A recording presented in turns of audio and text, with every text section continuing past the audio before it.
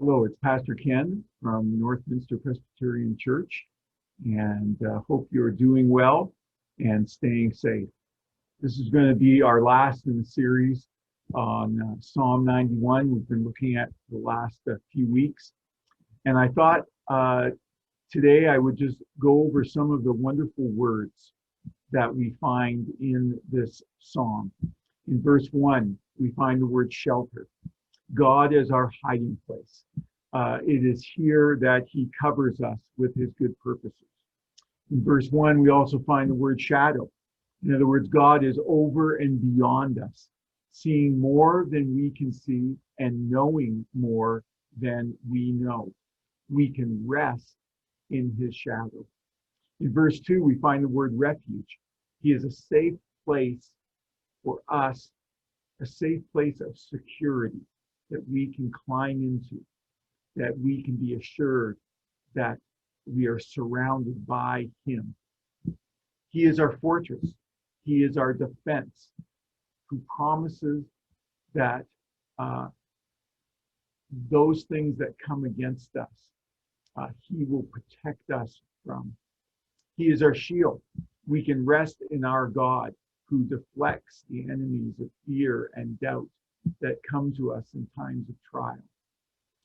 There's a word, buckler, there in a version. In other words, he is a defense on every side. He surrounds us on every side. He knows every part of our lives and every part of us. No aspect is beyond his reach. In verse 9, he tells us he is our place of dwelling. God's protection is not fleeting. His protection serves for our continual habitation and where we can find rest. And then in verse 14, he talks about being our rescuer. He leads us off with him. He draws us to himself, and he rescues us from being overcome by the world. And finally, in verse 14, he tells us he is our protection. In his protection, he carries us to an elevated place.